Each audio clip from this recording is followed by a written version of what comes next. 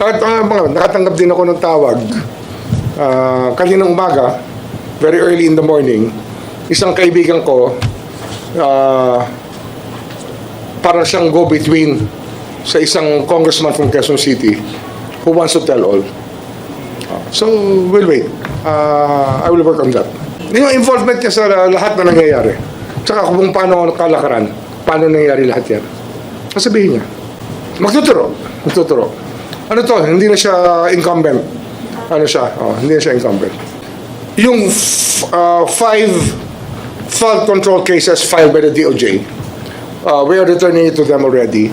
Sila na mag-PPI at sila na ang magtatrabaho nun at mag-file ng kaso since hawak na nila yung testigo para hindi na umulit yung proseso rito.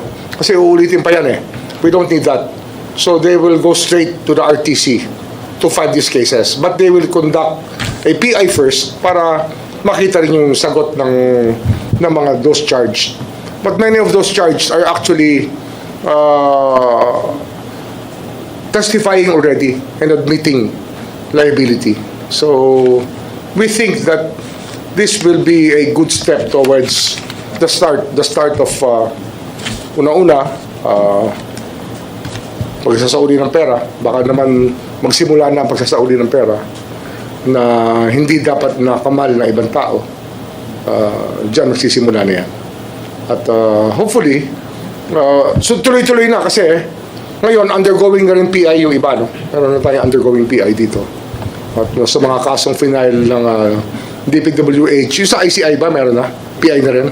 Submission of counter-affidavits. Submission na of counter-affidavits. Hinihingi na natin. So ongoing na po ang PI dito.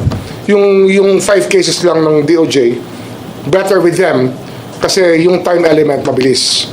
And we expect with the DOJ doing that, by November 20, baka may resolution na yan. Baka ma-file na sa court on November 2. Basta ganun, thereabouts. Yun ang ating expectation, ano?